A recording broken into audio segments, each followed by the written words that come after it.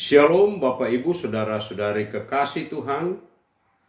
Selamat pagi, selamat berjumpa kembali bersama komunitas Gerakan Cinta Alkitab Kenosis. Dalam program membaca Alkitab secara berurut dan berkesinambungan. Bacaan Alkitab hari ini dari kitab 1 Korintus pasal 11 ayat 2 sampai dengan ayat yang ke-34. Beginilah firman Tuhan.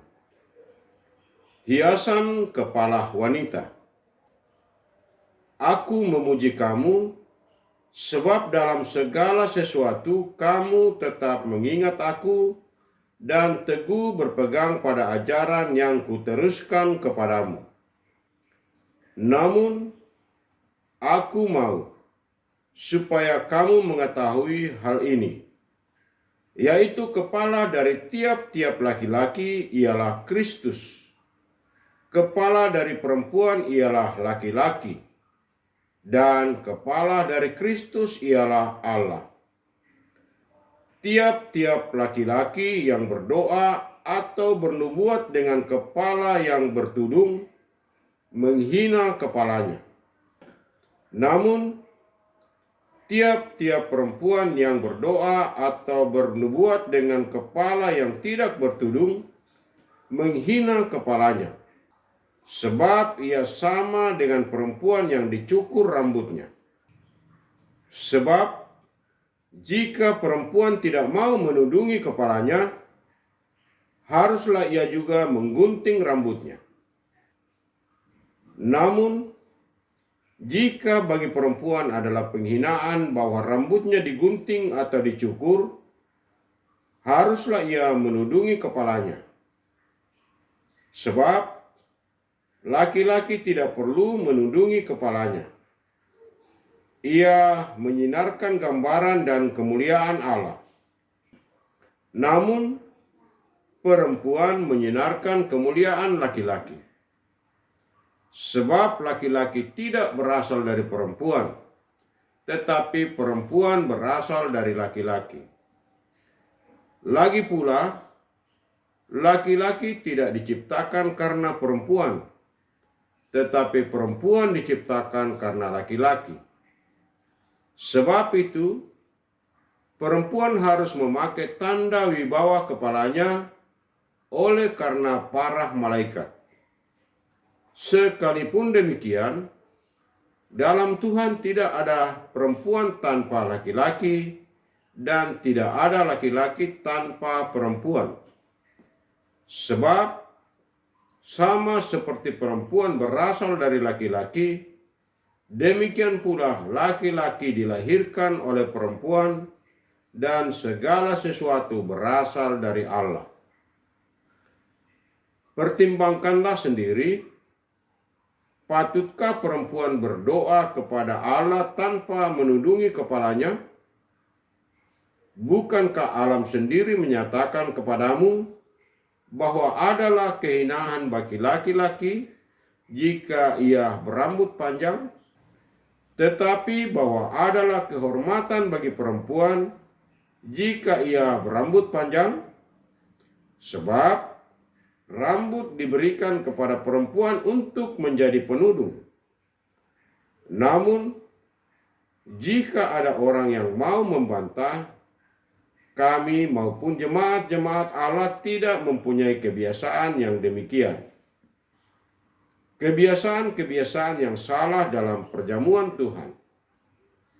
Dalam petunjuk-petunjuk berikut ini, aku tidak dapat memuji kamu, sebab pertemuan-pertemuanmu tidak mendatangkan kebaikan, tetapi mendatangkan keburukan.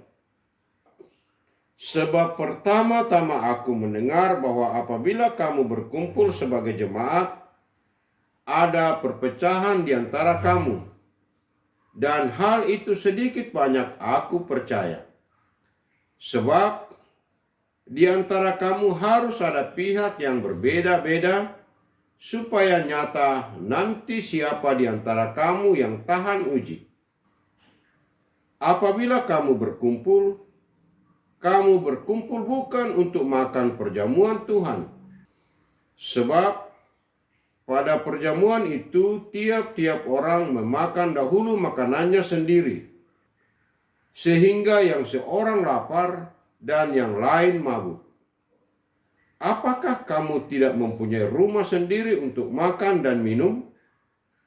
Atau apakah kamu hendak menghina jemaat Allah dan mempermalukan orang-orang yang tidak mempunyai apa-apa? Apakah yang kukatakan kepada kamu? Memuji kamu? Dalam hal ini aku tidak memuji.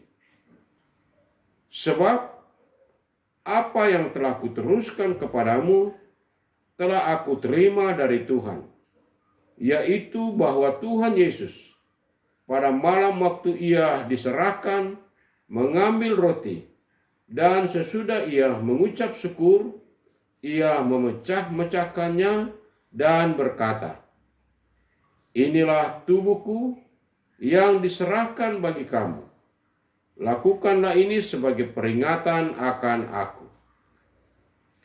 Demikian juga ia mengambil cawan sesudah makan, lalu berkata, "Cawan ini adalah perjanjian baru yang dimeteraikan dengan darahku. Lakukanlah ini setiap kali kamu meminumnya sebagai peringatan akan aku. Sebab setiap kali kamu makan roti ini dan minum cawan ini, kamu memberitakan kematian Tuhan sampai ia datang. Jadi, siapa saja dengan cara yang tidak layak makan roti atau minum cawan Tuhan, ia berdosa terhadap tubuh dan darah Tuhan. Karena itu, hendaklah tiap-tiap orang menguji dirinya sendiri, dan baru sesudah itu ia makan roti dan minum dari cawan itu. Sebab siapa yang makan dan minum tanpa mengakui tubuh Tuhan, ia mendatangkan hukuman atas dirinya. Sebab itu, banyak di antara kamu yang lemah dan sakit, dan tidak sedikit yang meninggal. Kalau kita menguji diri kita sendiri, hukuman tidak menimpa kita. Namun, kalau kita menerima hukuman dari Tuhan, kita dididik supaya kita tidak akan dihukum bersama dunia. Karena itu, saudara-saudaraku, jika kamu berkumpul untuk makan, hendaklah kamu saling menunggu. Kalau ada orang yang lapar, baiklah ia makan dahulu di rumahnya, supaya jangan kamu berkumpul untuk dihukum. Hal-hal yang lain akan kuatur kalau aku datang. Amin. Demikian firman Tuhan hari ini. Yang berbahagia ialah orang yang mendengarkan firman Allah dan yang menaati, memelihara, serta melakukannya. Mari kita berdoa. Bapa kami yang di surga, dikuduskanlah namamu. Datanglah kerajaanmu. Terima kasih kami telah membaca dan mendengarkan firman-Mu hari ini. Tanamkanlah firman-Mu itu di hati kami dan tuntun kami agar kami menjadi pelaku-pelaku firman. Tuhan Yesus Juru Selamat kami. Kami akan segera memulai aktivitas kami hari ini.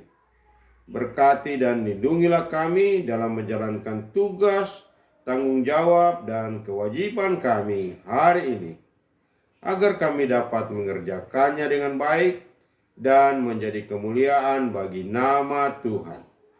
Di dalam nama Yesus, kami berdoa. Amin. Terima kasih telah mengikuti program ini dengan baik. Renungkanlah firman Tuhan yang telah kita baca dan dengarkan hari ini. lalu temukan rema dan hikmat di dalamnya.